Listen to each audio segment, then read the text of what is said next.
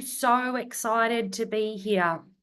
And I really, I do want to spend a little bit of time tonight giving you some context around this content, because it's been quite a journey, obviously, for me to be in a position where I want to start influencing and shaping people's learning experiences when it comes to internal transformations, and particularly mindset, psychology, emotional regulation, and tonight being the flavor of leadership, but in particular self-leadership, because the way that we lead ourselves influences everything, absolutely everything. And I'm going to show you step by step, stage by stage tonight, exactly how the psychological mechanics of this works. Because if you understand the fundamentals of what's required to step into higher levels of self-led leadership, this is really the opportunity where you start to witness and experience incomprehensible results, absolutely incomprehensible results for your business. The reason why I know this is because it's happened for me, right? So you'll be getting a bird's eye experience of, I suppose, there's 10 key transformational areas that I have experienced considerable shifts in the way that I think, the way that I act, the way that I am, and who I am as a person, that has led to unprecedented business success for who I am and where I started. So tonight is about sharing that pathway. It's about giving you the insights into what I have learnt, but also what I've been able to mentor and develop in others now, as I obviously share business journeys and experiences with hundreds and hundreds of clients, probably thousands to date, that are in the hair and beauty and the skin industry. And part of what I share with you tonight is also about me witnessing some of those transformations and those experiences as well. So at a glance, the content is not, it's not from a textbook. It's not from, you know, someone that I heard this from. It is actually through true lived experience, and me also being able to facilitate some of the shifting and the transformation in the coaching clients that I work with. So again, guys, just a little reminder to pop yourselves on mute, just so that you don't disrupt the broadcast unnecessarily, because I absolutely need your focus. I need all of your focus for the next, I don't even know how long this is going to take. All right. But, you know, it's about me being able to provide the value and take you through the stages. And I don't know, because I've never shared this content with you before. So I'm just going to bring up my screen, my overheads, just to provide a bit more of a visual prompt. All right. Share. All right, just want to check everyone can see the screen. Okay, Jem. Awesome. So I've called this the Fearless Leader Prologue. And you're probably thinking, well, what's a prologue? I referred to this morning on one of my client calls as the opening ceremony. And really, I wanted everybody to have the the box seat at the opening ceremony of this content, and me being able to share these experiences with you, because it's content that I have not facilitated before. It's actually content that I wasn't even aware needed to be taught, right? It's through my own exploration and my own development that has emerged for me, particularly over the last 18 months, that I've come to realize that some of the skills, the capacity, the internal transformation that I have undergone is quite unique. And also, it's I suppose in a way, I didn't realize that it was unusual. Like, you only know what you know as a human being. And I just thought some of the business success that I'd experienced, and I had a cognitive knowing in terms of, I did have a look around and realized that to scale a skin clinic to 7 figures in a couple of years, not being from the industry, not knowing anything technically about what I was doing, and never ever having run business before, I did know that it was a unique situation. And obviously I saw that there was some strategic opportunity there to show people the tactics, but I absolutely neglected the psychology to a certain degree. I played with mindset, but I didn't realize that people needed to be shown what goes on internally to be able to secure these results. And that's what I'm sharing with you tonight. I'm sharing with you the internal transformations, the unique, I suppose, development areas that if you are able to shift and really push yourself to evolve in these areas, everything will change for you, because it did for me. And I witnessed the changes in all of the clients that I work with in my mentoring capacity. So who am I? I am a psychologist actually by profession, which makes it even weirder that I didn't realize that people needed to be shown, taught, exposed to internal transformation work. That's weird that I didn't cotton on to that. But I just thought that if you implemented a strategy, that it worked for everybody. It certainly worked for me. I was a massive executor when I opened my skin clinic, and I got shit done and I got results. But there was a time where I thought that the strategy was the result. And it took me to a certain point in business, right? It made me reasonably successful. And it wasn't until I walked into a coaching mentoring space where basically I received quite a rude shock, and that in fact business success was about an inner transformation. It wasn't just about the tactics and the strategies, and that what I needed to do was now actually go in rather than outwards, which was quite a shock to me. It wasn't until that point that I realized that success was actually an inside job, and that tactics and strategies would only get me so far, because I'd built success based on strategy, but I didn't experience the incomprehensible results until I started transforming myself, right? My self-transformation started to deliver things in my life that were severely lacking. I opened my business and I become addicted to work through that process. And I completely abandoned my social life, my friendships. I was single for 15 years, right? And it wasn't until I started the self-transformation journey that I was able to bring in things in my life that were missing that enhanced my business results, such as a relationship, right? Such as starting to work less, right? Because I was a work addict.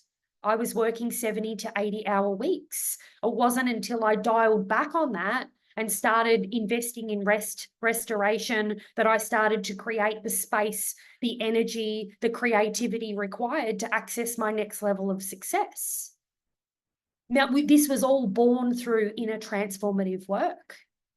There was no rule book for this. There was no formula. There was no protocol for this, right? This was purely out of the self-development work that I undertook that I was able to access new levels of success. And I'm going to share these transformational stages with you tonight. Then I completely pivot into a new industry. I start helping people with business. Again, another startup business that I knew nothing about. that scaled to 7 figures within 3 years. So that's 2 startup businesses scaled to 7 figures within 3 years, and both of them within a 6-year period of time. Now, again, in the coaching space, in the last 12 months, starting to invest in mentoring and high-level mentoring, I started getting in rooms where I looked around and I started to realize that it was unusual and peculiar to do $100,000 months, because I'd done that within a very short period of time. But again, what was the psychology driving that and leading that? Something that became so easy for me, and I didn't realize until I looked around that there were some people in this industry, in the coaching industry, the skin industry, the hair industry, that, or wherever you are, that never experienced the results or the outcomes that I had experienced in my own right, but also what I had coached others to achieve at the same time. And I thought, what is the difference between those people? The difference is what I'm going to show you tonight.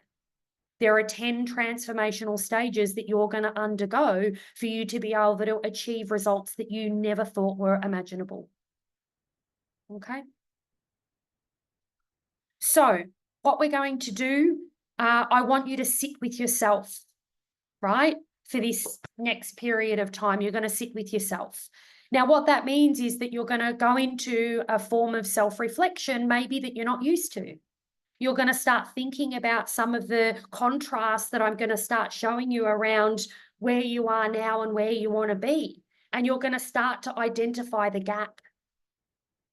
Okay, because there is always a gap between where you are and where you're going. And the work is figuring out how to close it in. And normally it's related to internal mechanics as opposed to external resources. Okay, and tonight's all about the internal mechanics. And also, it's really the opportunity for you to decide whether you're ready to do this work. I've got a lot of clients here tonight. They've already decided. They're already doing this work, right? They've chosen me and my team to help facilitate this pathway and walk alongside them, right? Because this work, this inner transformational work, this self-leadership, this is accessing parts of yourself that you never knew existed, is the gateway between where you are now and where you want to go, right? There will be other, I suppose, opportunities put to you tonight that if you decide you want to do the work, that my transformational leadership program is actually coming. It starts next week. But really, it's about sitting with yourself for the next period of time and figuring out what the gap is between where you are now and where you want to go. What are the transformational opportunities that you've got in front of you, and are you ready to do the work? That's the opportunity. So let's look at the first transformational stage, and that is one of embodiment. Now, embodiment is about, and I'll explain to you the concept of embodiment because I don't think people grasp it very well. I certainly didn't really get this for a long time. I thought that if I just mastered my thinking process and if I just outsmarted with strategy, I would get results, and I was wrong, right? I actually had to become a newer version of myself. The person that I was when I first started business and the person that I became at every critical level was somebody different. The person I am now is completely different to the person that I was 6 years ago when I started this journey. But it's been my commitment to the shifts in identity that has got me there. So your ability to start to embody becomes about shifting your focus from what you're doing to who you're becoming. Right? So the doing is the actions, the activities, the tasks, the goals, the plans. The being is who you are and who you are becoming. So in leadership, it stops being about the communication skills and how do I help someone problem solve and do I have all my protocols written out? It stops being that. And the next level of success shifts to how do I need to show up to influence higher levels of performance in my team? What needs to happen inside of me to become a more courageous, influential, and impactful leader? It becomes an inside job. Not saying that the tasks and the goals and the strategy doesn't matter, but the real shift comes when you start to embody and become the leader. And the personality characteristics and the values and the things that need to shift inside of you to propel you to higher levels of functioning. Embodiment becomes more about the why behind things rather than the what and the how. So, for example, in my own experiences of being mentored now, I don't go to my mentors and ask questions like, oh, hey, what do I post on social media? Or, I'm thinking of recruiting a new team member. Have you got some recruitment copy? Right? That used to be in the early days, some of what I needed in the resources that I was accessing. But now I'm at a level where it's not about the what and the how, it's about the why and the who. So who do I need to become to show up in a way that is going to get people to invest in what I have to offer? Right? This could be your clients, this could be your team. Who do I need to become versus what do I need to do? Right? It's the becoming and the being versus the doing and the how and the what. Embodiment shifting becomes more about the identity of who you are becoming versus the strategy. So I have some high-level clients now where I don't sit there and really talk to them. Some of them are on the call now. We don't talk about the intricacies of, an SMS campaign, for example. We don't talk about, I don't know, tactical and strategic ideas. How do we, put together our Christmas packages? We don't talk about any of that. In high-level mentoring, it becomes about getting them to understand who they are as people and how they're influencing others. I had an experience today, which I'll come back on, with a coaching client that was thinking about cancelling a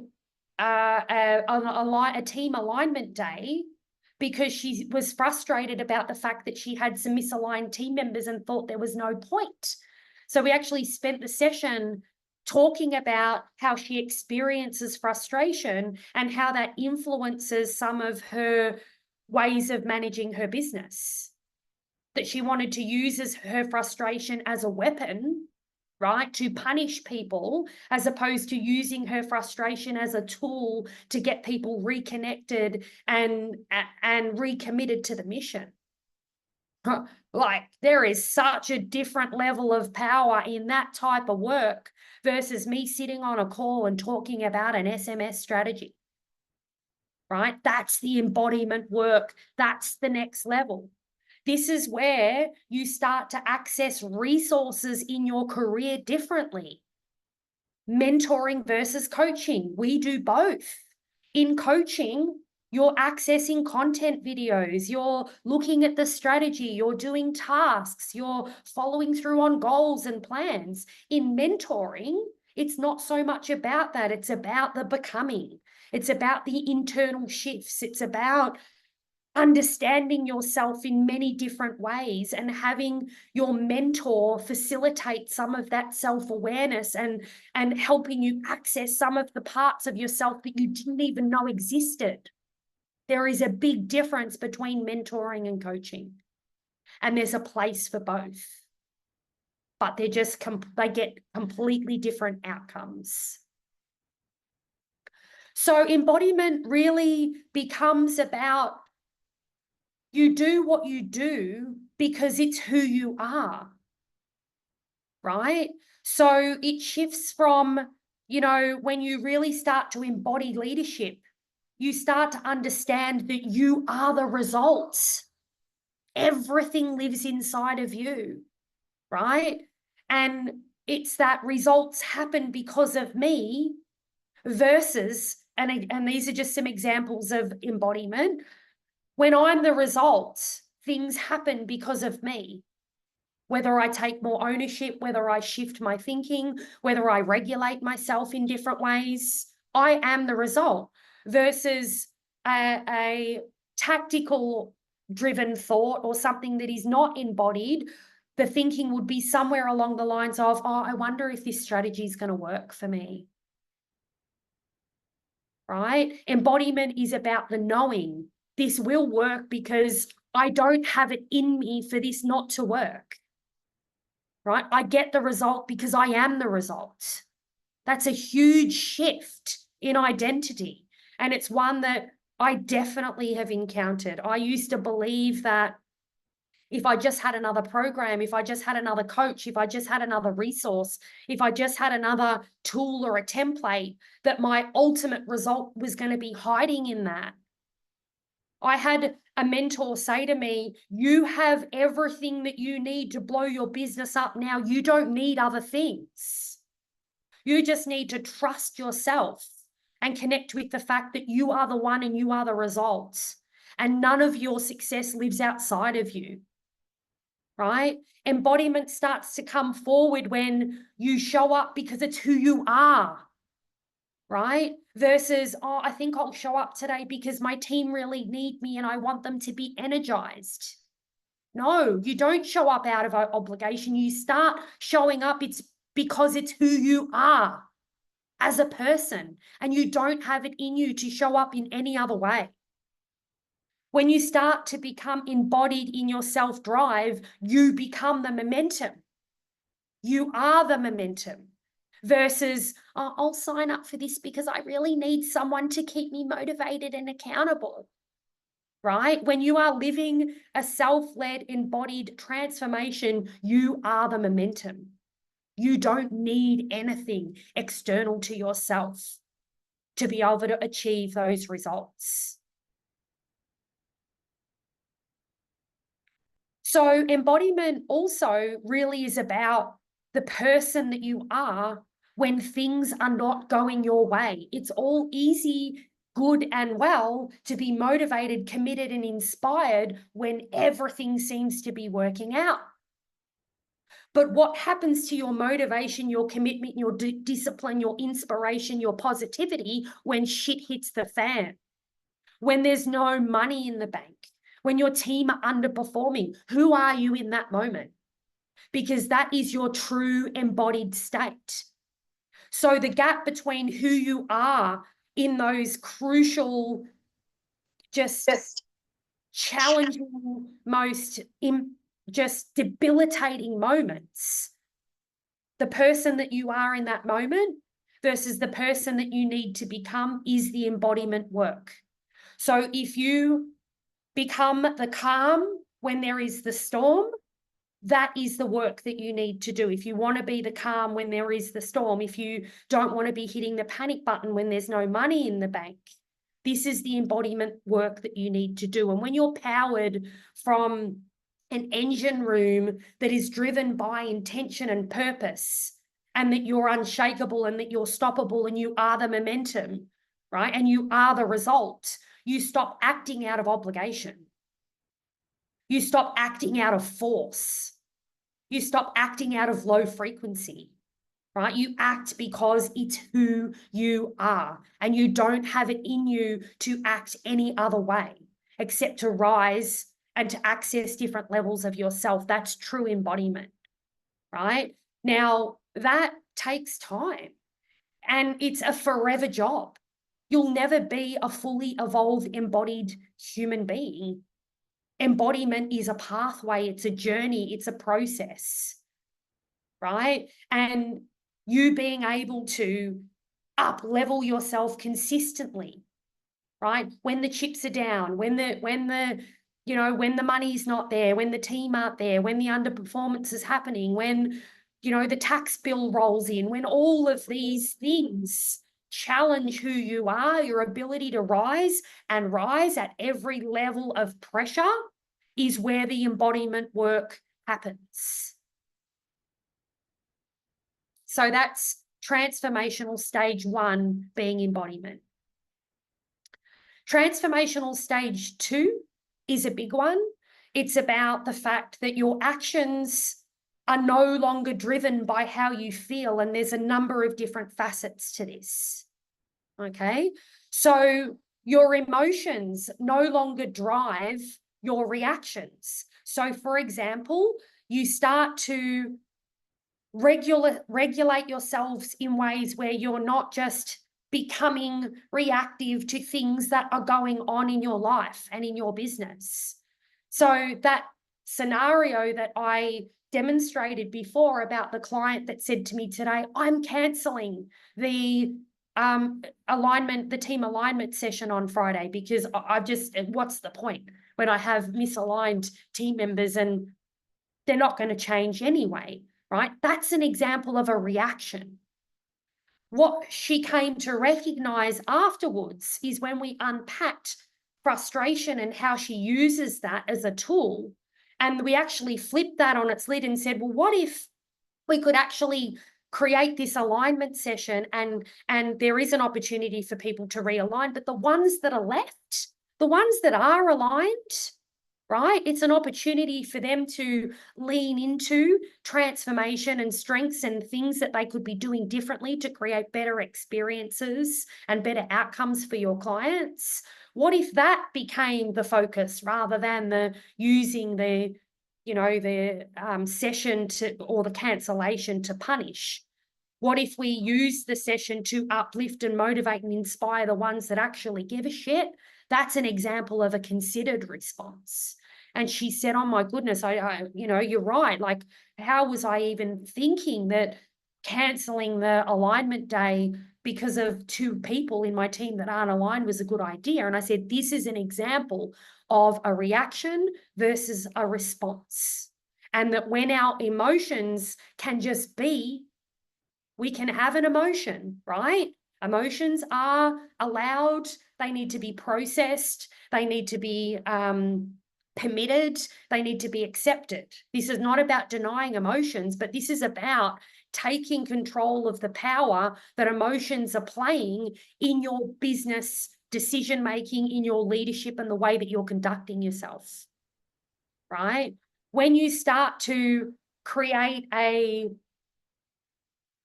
what's the word for it? A gap between a reaction and a response that's driven by emotions, you actually start to make decisions based on that embodied leader. Your decisions become from a place of empowerment rather than a place of obligation or trauma or a wound. Right? Sometimes when we are triggered, we make decisions based on avoidance of discomfort or wanting to please others, or this need that we have to sacrifice to avoid shame or guilt. Right? These are all examples of how emotions can bleed into the decisions and the actions that you take. So when you start to build a gateway between emotions and reactions, and emotions being allowed to be there, but not to dictate the way that you move, everything changes. So speed to execution. So your ability to actually, well, the word I use is when you know, you go. That is often hampered by emotions. You start to overthink, you start to procrastinate, you start to get worried, you start to experience anxiety, you start to encounter self-doubt, and that prolongs your response period. And what should have taken a day takes a week, and what should have taken a week takes a month, and what should have taken a month takes a year. Right? So speed to execution is severely hampered by emotional-based interference. I've had some experiences where Clients have come to me in very vulnerable states. They've been broke. There's no money in the bank. And I can categorically say that those that have not been able to get themselves out of that situation have been debilitated by lack of speed to execution. They just take too long because they're disordered, they're disrupted, they're unfocused. All of these emotional experiences are actually hampering the movement, the momentum forward. When you are stuck in an experience of low frequency emotional, if you want to call it, low frequency emotions are emotional states that can be quite debilitating.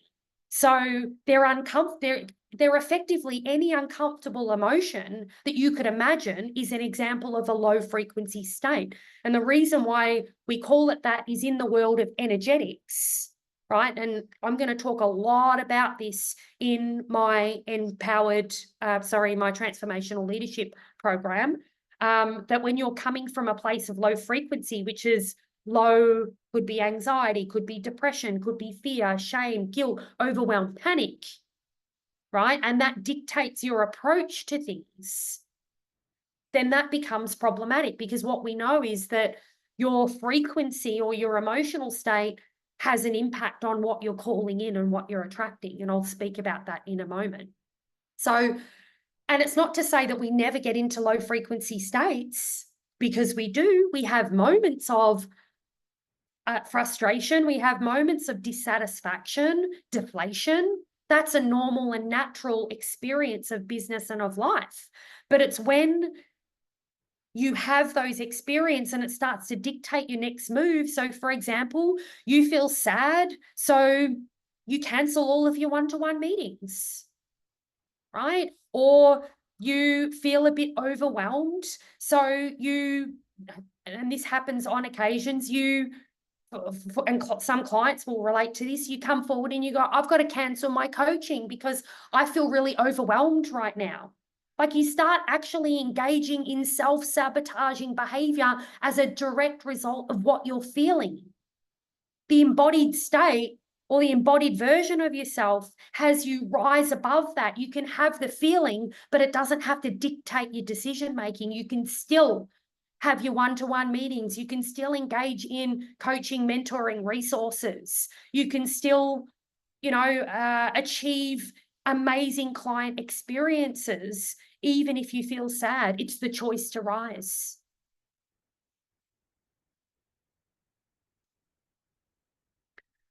So the third transformational stage that I want to share with you, I call this radical responsibility. Or there's other versions of this called extreme ownership. And my view on this is that your business, your leadership, your results and your success completely reaches unprecedented levels with the understanding that nothing comes from outside of yourself. Strategy plays a role. That's an external example, but it's you that actually implements and executes and influences the success of the strategy, right? So nothing lives outside of you. Success doesn't live outside of you. Results doesn't live outside of you. Outcomes, nothing lives outside of you, right? This starts to create self-drive that is almost delusional, right? But this is what's required. This is what's required to reach heights and unprecedented results. This is the level that you need to play, right? You need to really lean into that experience, that if you want results that, let's face it, most people don't achieve, right? Every single one of you on the call are business owners or leaders in businesses. There's a reason why you're there. First of all, you're there because you're different, right? I don't know if you've looked around lately and just observed the general mainstream population that set an alarm clock and roll out of bed and kind of just flop into work and do the bare minimum and go home, that's not you. But the next level of your results lives in your ability to accept that nothing lives outside of you, right? The flip side of this, and I see this in business all the time, is that view that, well, I'm not successful, or I'm not able to get the outcomes, or, you know, these opportunities are not coming my way because of this situation, or because of this circumstance, or because of these people, or because I'm not lucky, or because I can't afford this program, or because, you know, there's all of these external reasons that are presented as justifications as to why you don't have the things that you want. But when you take radical responsibility, none of that matters. The circumstance doesn't matter. The people don't matter. The economy doesn't matter. The life crisis doesn't matter, right? It's because when you own the fact that you are the result and you are the momentum and you show up no matter what, and you start doing that embodied leader work, nothing outside of you matters. Nothing outside of you matters. But it is a significant shift to take on that responsibility. That responsibility is scary. When you actually understand that you are the results and you are the reason for where you are right now, and you are the tool of getting you to your next level, and none of that relies on circumstance or situation or people, that's very empowering, but it's also very scary at the same time, because it all relies on you. So stopping the outsourcing of the result. I don't have money in my bank because my team aren't doing what they're supposed to be doing. I don't have money in my bank because the economy's shifting. No one wants to buy anymore. I don't have money in my bank because clients have stopped buying. You don't have money in your bank because of you, right? There's something you've missed. And it's only when you can take that stance and go inwards and do the work and do the self-reflection and sit with yourself and go, what is it? Your preparedness and your willingness to do that, that you actually start to see the clarity, that you see the opportunities, you start to, you know, move in different ways that starts to influence different outcomes. But nothing lives outside of you. You are the result.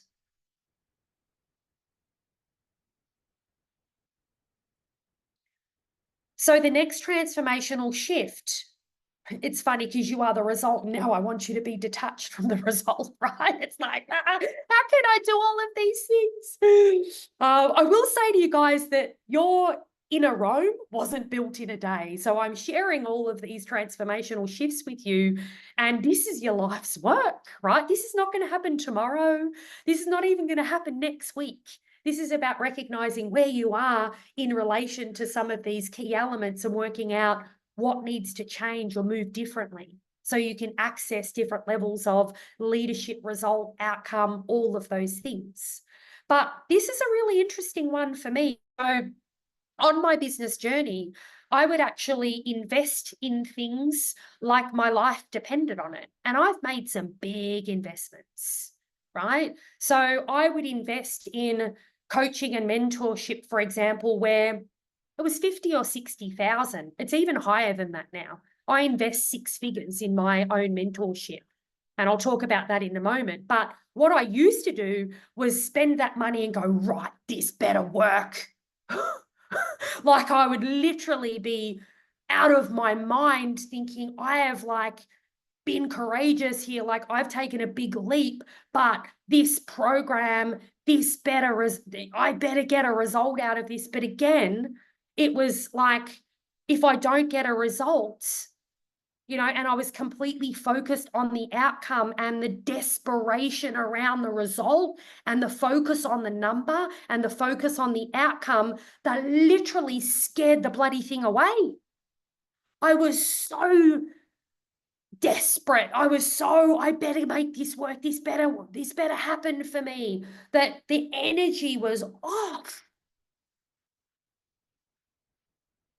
right? And it's when you pin your feelings of I'm like, I'll be happy when I get that result. I'll be happy when that dollar figure's in my bank. I'll be happy when, I'm able to get all of these new clients. And I hear it a lot within my coaching experiences. It's that your confidence, your worthiness, how you're feeling, how stable you are is dictated to by whether you're getting the results or not. So an example is, money starts to dictate how safe you feel. Team performance starts to dictate how much panic or overwhelm you're experiencing, right? When you're not attached to the results and you're more invested in the journey, the results just show up, right? So a good example of that is, look, I'm just going to give this everything that I've got. I'm just going to be focused on, the training of the team, the influencing the outcomes, investing in the process, giving it everything that I've got. And the result will happen as a natural byproduct of that, not my absolute sheer possessiveness on the result as being the focus. My focus actually becomes the journey and the experience, right? Detachment from results means that you start to change the relationship that you have with failure, right? You start to accept that failure is actually just part of the process. You stop saying things like, oh, I tried that once before, it doesn't work. I heard it the other day in relation to a marketing strategy. Oh, I tried that. It's like, do you know you could try that like 357 different ways and possibly get a different outcome? Right? But sometimes people avoid that. They want to hide behind, oh, well, I tried that and I didn't get the result, so I don't have to do that anymore. Right? And that's a problem, because it's the consistent doing and the commitment to the reshaping, the reframing, the refinement of the strategy or whatever it is that you're working on. That's the journey that produces the results, right? And then also the changing of the relationship between the failure and not getting the desired outcome, that not being linked to how worthy you feel, how successful you feel, how powerful you feel, that you can fail over and over and over again. And guess what? You can still feel good, right? And I know that because I do it every single day. I have way more failures in my business experience, in my journey of leadership, than I have successes, way more failures. Do I allow that to dictate kind of who I am as a human being? No, because I am the freaking one, right? The embodiment work says, I am the result. I am the momentum. There's nothing that's going to get in the way of me feeling like I'm that person, not a failure, not something that didn't go right. None of that matters, right? So when you start to detach from results, you cease externalizing your emotional state. That I'll be happy when type mentality. I'll be happy when I've got money in the bank. I'll be calmer when the team start to do what they're supposed to be doing. Like, you can be those things without those, what's the word for it? Those disclaimers, if you like.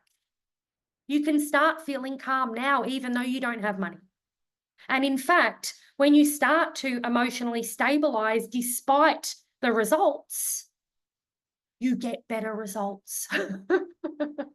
When you're not out of your mind in overwhelm, it's not an accident that you get better outcomes, right? Just because you have a bad week sales-wise, it doesn't mean your business is effed. It's just a bad week. Just because a team member resigns, it doesn't mean that you're a bad leader. It's just a circumstance.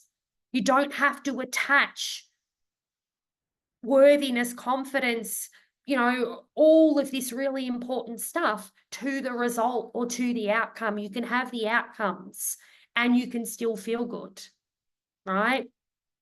When there's an obsessiveness around the result and around the outcome, there is a desperate energetic experience that actually repels that result or that outcome. You know, so for example, I'll use recruitment. I don't know how many times I've had conversations with business owners that are so desperate to find the team member. They're like getting the job ad out there, doing all their phone screens, they're interviewing every person, and there's a real desperation drive, right? But that is the very energy that is repelling the ideal person from coming forth, because when you're desperate, you're yuck. People feel it.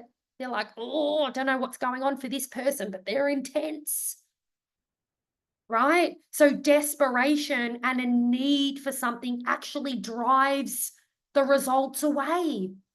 And I didn't realize that for a really long time. My desperation for a result was actually the very reason why I wasn't getting the results. Right? My pinning worthiness on I'll be happy when I got this amount of money in the bank. Guess what happened? The amount of money arrived and I didn't feel any different. You know why? Because I just looked for the next thing. Right? There was a relentlessness in my obsession with results, which meant that I didn't feel joy when the result arrived. I just started looking for the next thing, because I was addicted to the outcomes, right? This is about the journey, the process, the trust and knowing that if you commit and you show up and you do that in a way that is not emotionally taxing and tearing you to pieces and running you into the ground, that you can get better results as a byproduct of not being so attached to the outcome.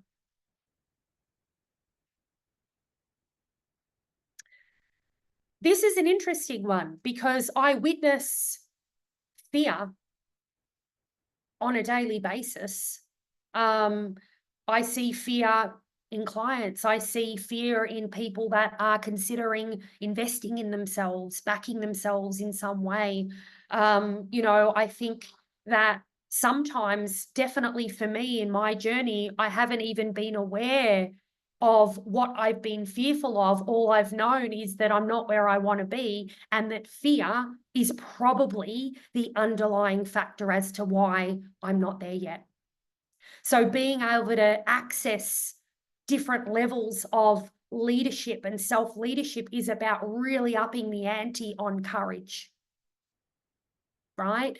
It's about taking action when it's just so scary to do it, right? There's been moments where I haven't had the money in the bank to make certain investments in my business. I've done it anyway, even though I was scared shitless, because I'm the one. I am the result. I am the momentum, and I will back myself, and I will do it because it's who I am, and I don't have it in me to not get the outcome, right? The thing is, when you actually start to take those leaps of courage, even when you're feeling really stressed and worried, and, you know, stretching yourself actually starts to build levels of self-trust, right? Where you start that more embodied approach to the way that you do things, right? You start believing that you'll be okay no matter what, because you're stretching yourself. You're being courageous at different levels, right? As you become more successful, your requirement for courage intensifies. Courage does not get easier, it actually gets harder. There are new level playing fields, there are more risks, there are more responsibilities at higher levels of business success. Your ability to lead yourself through courage is going to be the predictor as to whether you're able to access these parts of yourself. In my transformational leadership program that I've got coming up, I spend a lot of time on this, right? Because finding new ways of being courageous and really pushing yourself to up level is not an easy task. It's actually one of the most, in all of these transformational stages, courage is actually the most challenging. Not or being fearful, the converse of that is the thing that keeps you stuck because you avoid, right? So when you're developing courage, your ability to handle the pressure at the different levels and rise rather than fold, avoid, and retreat becomes more prominent when you really start to tap into that courageous approach, right? You start to stretch yourself, right? Now, stretching yourself doesn't necessarily mean making decisions that are haphazard, right? I'm not talking about, for example, when I make investments, they're very scary, and I definitely don't have, a whole heap of money to waste, right? But I still invest.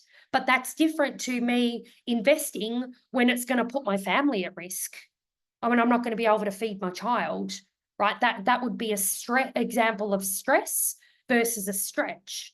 So, but it's not about using stress as an avoidance. Oh, that's going to stress me so bad that I'm just going to avoid it, right? So it's not about using stress and avoidance. It's about leaning into stretch, right? Even when you know that what you're about to embark on is going to be challenging, right? So like I said, different levels of business are going to require different levels of courage, and that never, ever stops. And your ability to lead yourself through that and rise rather than fold and retreat is very important. So the next area of development is around abundance. Believe it or not, there is so much money to be made, right? There are so many clients out there that want your services, right? There are so many team members out there that just want to work for you, right? Your relationship with abundance needs to be that you just need to find the way to call that in, right? The opposite of abundance is about making decisions based on fear. Oh, I better do that because I'm not going to have the money, or, we're not going to do the sales, or we're not going to get the team members, or, so you start moving in ways that are based on scarcity and not having enough, rather than leaning into and sitting back and going, I know that this is going to be okay because the right person is going to apply for the job. Right? The sales are going to come because we're going to show up consistently. We're going to deliver the consult in the way that it needs to be, right? When you're abundant, you stop comparing yourself to other people, right? I've had some conversations, some very interesting conversations with people. Sometimes I've had questions like, before I join my program, do you have anyone located in the Noble Park area? And it's like, why do you want to know that? It's like, oh, because I don't want anyone getting in on my strategy or listening to the things that I'm talking about in my business because they might steal things. And it's like, that person, that fearful, scared, scarce human being that's so scared that someone's just going to fly in and snatch what you've got, is the very person that stays right where they are, right? A scared person that never gets the outcome and never gets the results because everything that they do is based on fear and they're not being enough, right? When you start to move with abundance, you don't look at anybody else. I wouldn't have a clue at what other people are doing in my industry. Not a clue. It was the same when I had my skin clinic. I was so internally focused that I never looked around. And that's the reason why I was also almost naive, because I remember some of my biggest months, because my months just kept growing in my skin clinic. So what I did in December, I trumped in January, I trumped that in February, and I trumped that in March. And it wasn't until someone tapped me on the shoulder and said, do you mean that you're doing more in low season than you do in high season? And I'm like, season what? I just didn't even know that existed because I didn't listen to the noise. I didn't listen to, the Karens, the Debbies, right? That said that, well, this is the way that things normally happen, right? Sorry, guys, muting, please. So lack of abundance also deviates from wounds and trauma. And I'm going to talk about this in a moment, that when you actually start acting from a place of wound or trauma, that severely hampers your ability to be abundant because, again, you're fearful and you want to avoid the re-trauma or something from happening to you again. So, for example, if you've got trauma about money, I invested one time and it didn't work out, so I'm not going to invest anymore, right? You're allowing your past experience to dictate your future ones, and then you don't move, right? You might have been burned in a team member relationship. You might have been taken advantage of. So then you start to move in your recruitment in ways that are suspicious and paranoid. You want to put people through the ringer, right? Because they're not going to get you again like that team member got you last time. So that's the opposite of abundance, right? So, really being able to lean back into the trust and the knowing that everything that will be okay and there's enough for everybody really changes the game in self-leadership. Really changes the game.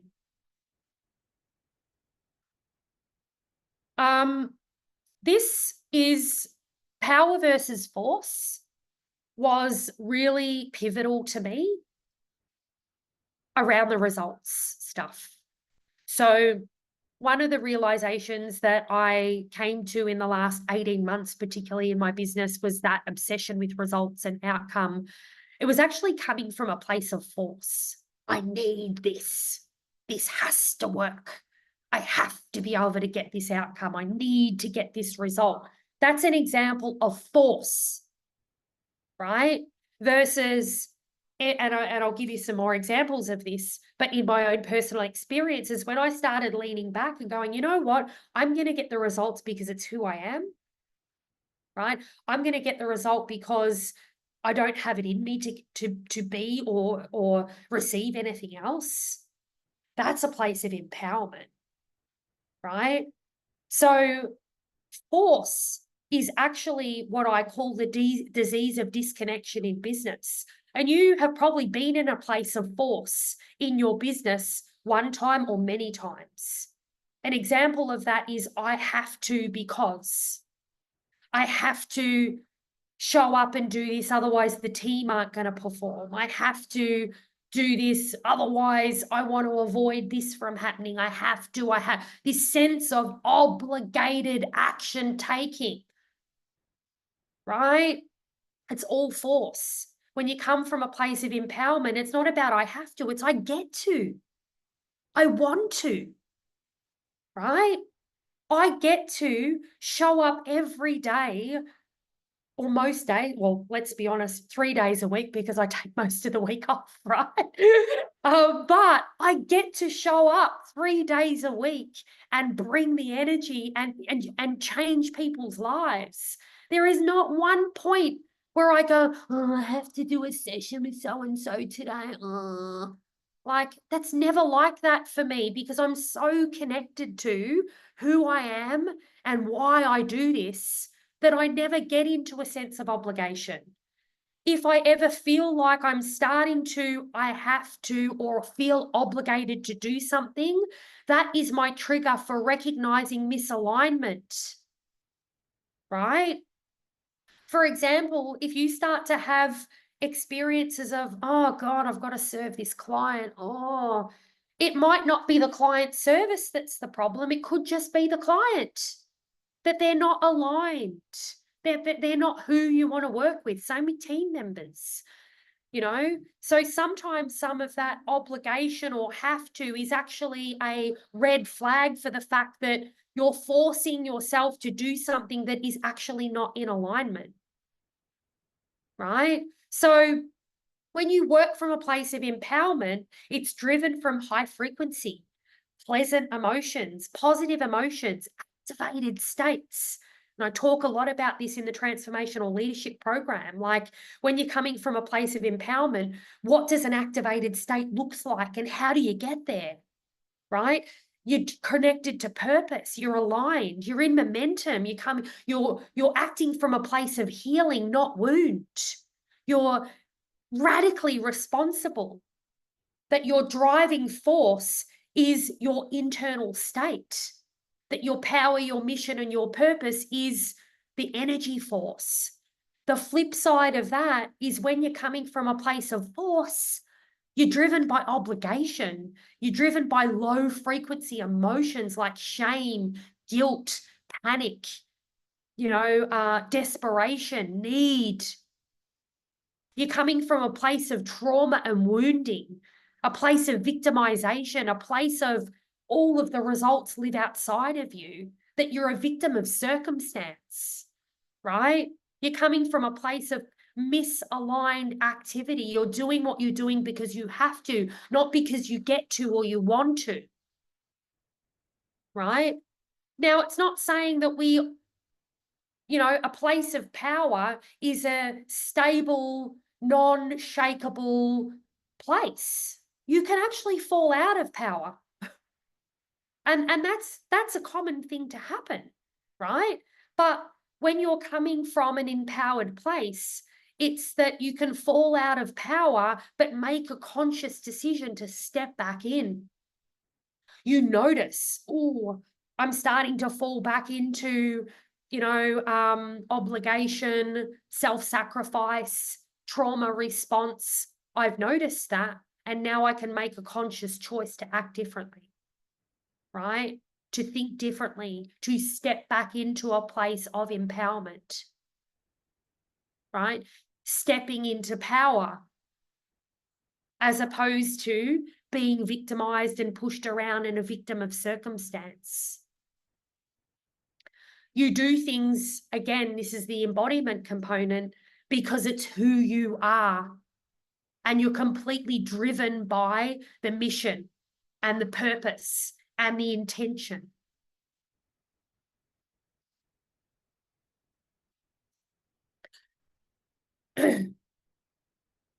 So resilience is, again, one of these things that I probably had, what's the word for it, installed in me from a very early age because of a lot of difficult and challenging early learning experiences, right? I grew a thick skin very early, but I didn't actually realize that this was something that needed to be taught or coached, right? It wasn't until I actually started to see and witness people around me folding and being challenged and having bottlenecks and setbacks completely derail them that I thought, wow, this is a thing.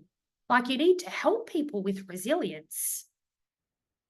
So resilience is about you being able to flex that muscle, right? And build the capacity to not allow failures, setbacks, unexpected bottlenecks hold you down for prolonged periods of time, and that you understand it's actually a choice, right? You're not born with resilience, you create it, you decide.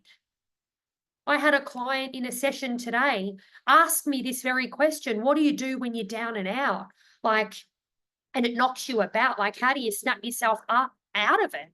I said, you choose to rise, right?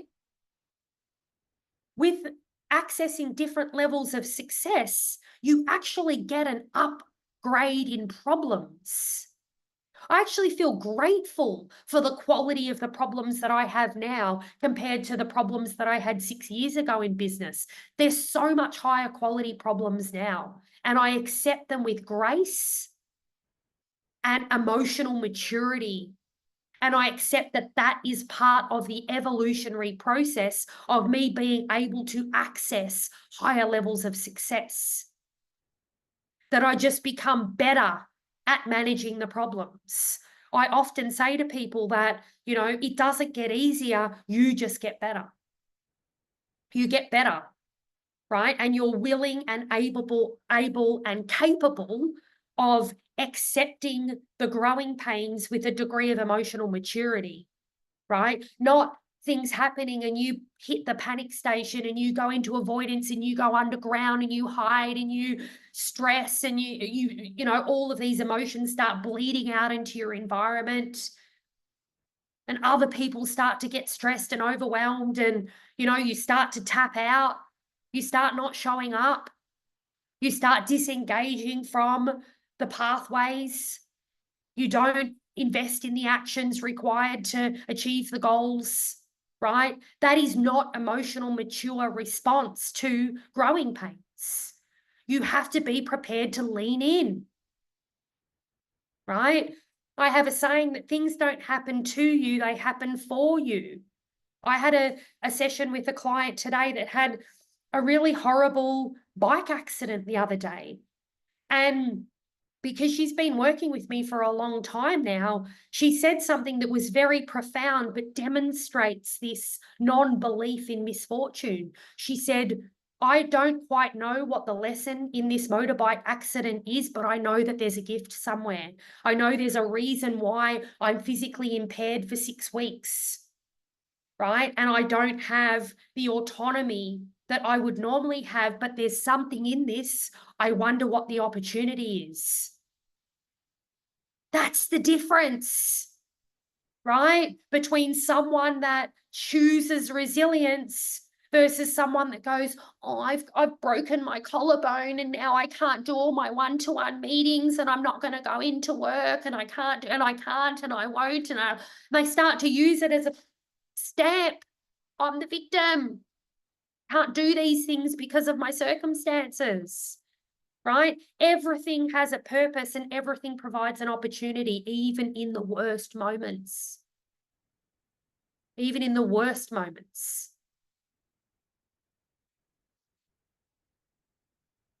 So this area of development is about understanding the fundamentals of attraction. And boy, did I mess this up.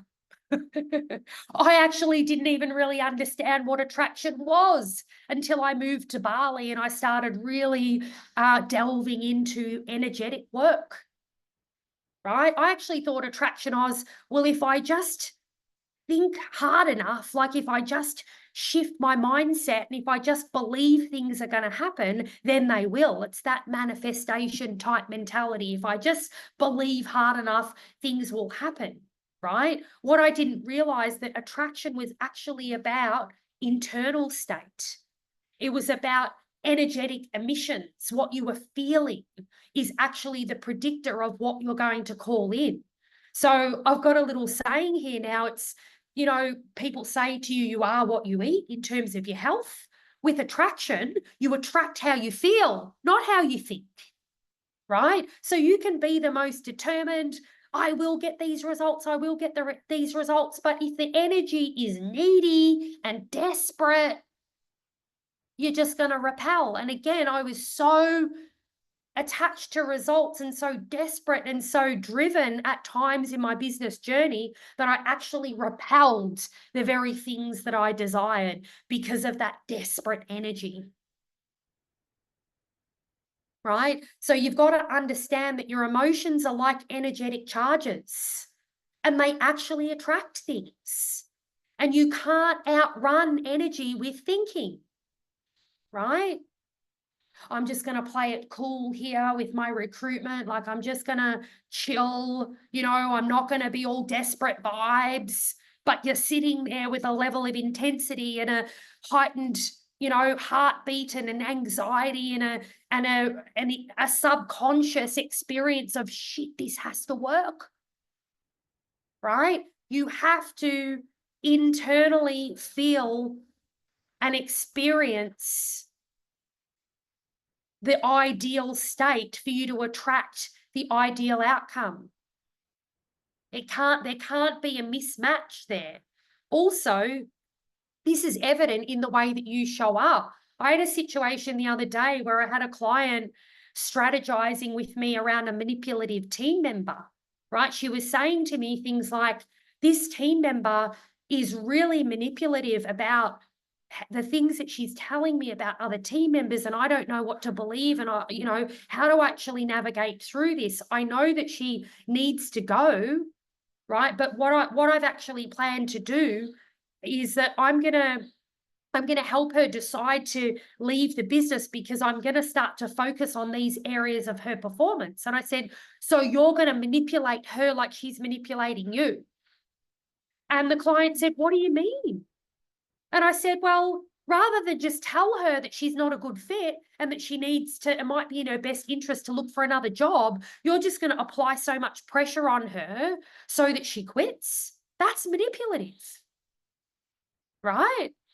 If you don't want to be manipulated, you need to stop manipulating.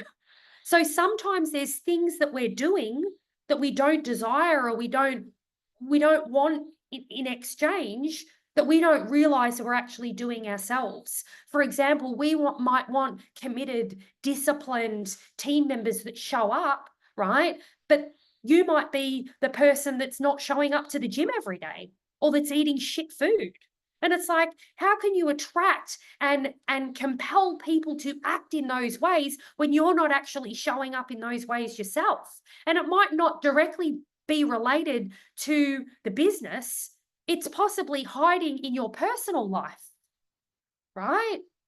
You want committed team members, but you don't show up, right? You register for something and you don't make the time in your diary to do whatever it is, but you want committed team members. There's got to be an alignment there in what you're doing and what you expect from others to be able to attract better things in your life, right? So there is that sensitivity between how you are presenting yourself and what you expect from others, and understand that that has an impact on what you can call in and bring forth. So this is the final area of transformation, and this has probably again been something that has been quite profound for me, particularly in the last couple of years of business, in being able to access new levels of myself. It's been the recognition that, in able to access these new levels, that there are things that I need to resolve in my experiences of people, and things that have happened in my life, to be able to access new levels of success, right?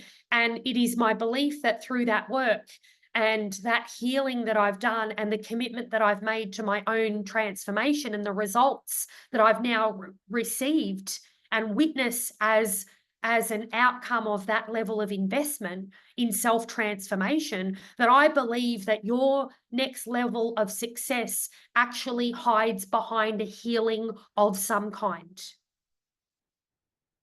right? That there is a healing that needs to happen, a resolution, an acknowledgement, an acceptance, a packaging up of a wound or a trauma that needs to happen for you to get to the next level. Now, I'm not saying that is about, everyone has been through some sort of PTSD moment in their life. I'm not saying that, right? What I'm saying is that there have been even micro experiences of turmoil or discomfort or challenge that starts to influence the way that you think, feel, and react, that might lead to some apprehensiveness. It might lead to some defensiveness. It might lead to some hypervigilance.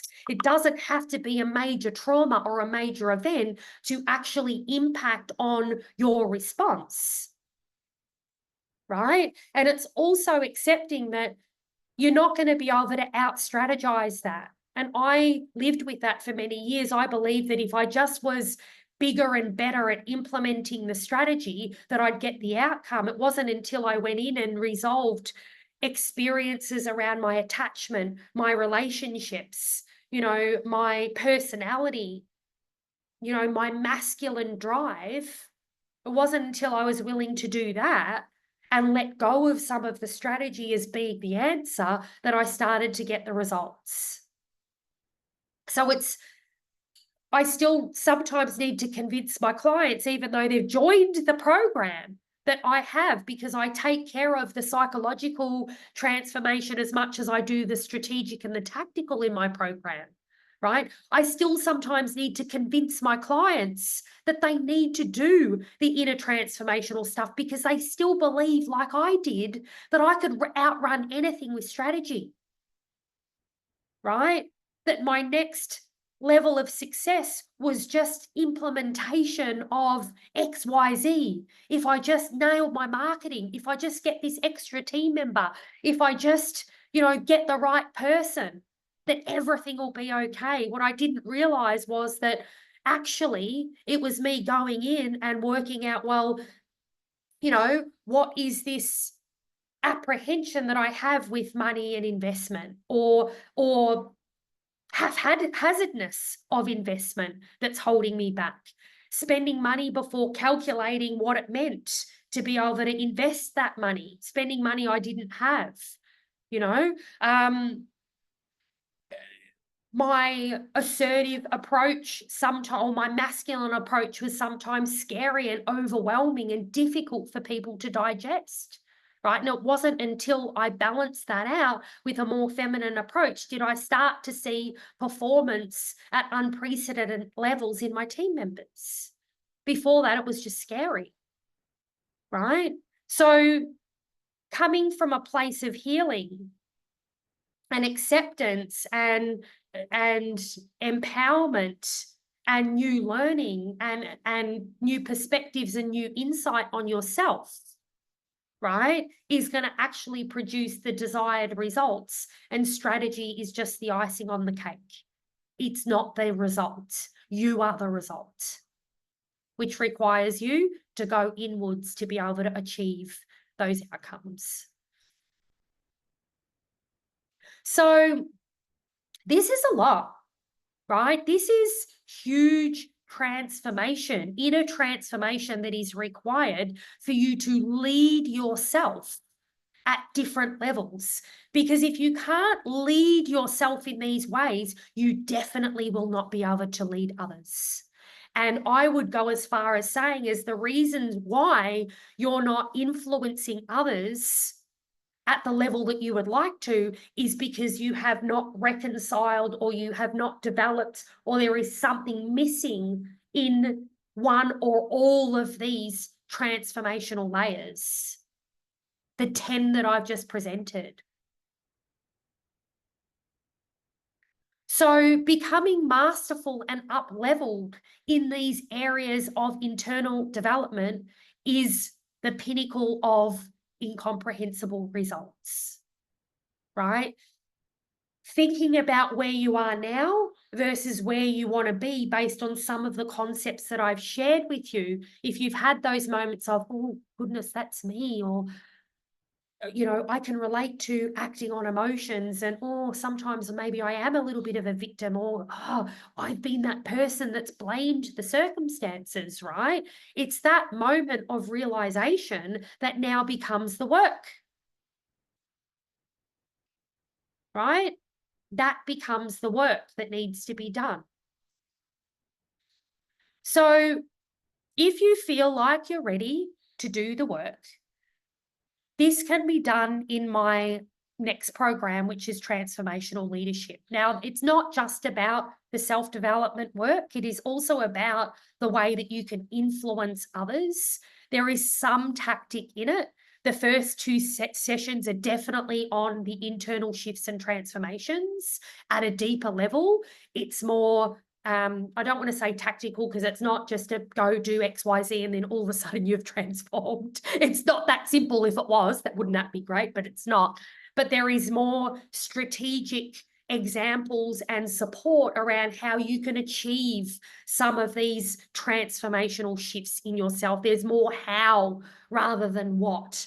I've presented the what today. I haven't actually presented the how, right? So there's much more how in my transformational leadership program that starts next week, right? So if you feel like, based on what you've heard tonight, there is a tension inside of you that you want to go forth and do the work, it's $288, guys, this program. Like, it's nothing. There's a reason why I've made it so accessible for people, because I truly believe that if you can start to do this work, you'll be able to invest at higher levels, right? You'll be able to be more liberal in the way that, you know, and if that's investing with me or other people, I don't care. But this is the start of that process. So I've made it deliberately accessible from a financial perspective because I really believe that this is the work that needs to be done for you to be able to get these outcomes that you're looking for, whether it be profit, cash flow, abundance, you know, time with your family, freedom,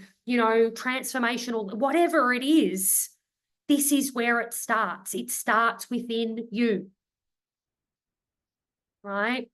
So Gemma has very kindly been popping the link in here around being able to register for transformational leadership. Also, for my clients that are here tonight, this is part of your coaching experience. You will just be able to register for this. And also, you can bring your leaders to this. The people that aren't in my world right now that pay their $288, bring your leaders, right? If you act within the next 24 hours, I'm going to give you a whole heap more of content. So I'm going to gift you my Empowered Leadership Content Bundle, which has training sessions on how to work with your one-to-ones in a much more powerful way, how to be more solution focused, how to deal with performance issues, and how to incentivize your team for higher levels of performance. All of that content is included in a bundle. I think there's like 3 or 4 sessions in there that will be extra on top of your transformational leadership program that you will get for free if you sign up within the next 24 hours.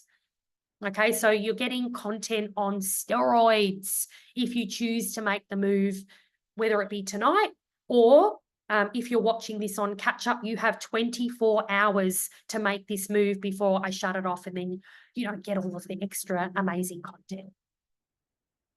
So thank you for coming on this journey with me, guys. Obviously, this is the first time I've really presented this type of content, this learning, this experience, this stuff that lives inside of me. And you guys have really entrusted in that process. For those of you that have attended live and stayed for the whole session, that is just so humbling for me, for you to come along and want to invest in, you know, what I have to offer. And hopefully this is the trigger for you to want to make the next step. That's all I hope for people, is that it ignites something inside of you to want to make the next step forward. If I've done that, hallelujah, I've done my job. So thank you for your time and your attention tonight. The link is here. You'll also receive some emails with this recording. I think it is recorded. If you want to rewatch it, that's definitely going to be sent out. And also the sign up link for the transformational leadership program that is starting next week. Thank you, guys. And hopefully I'll see you soon.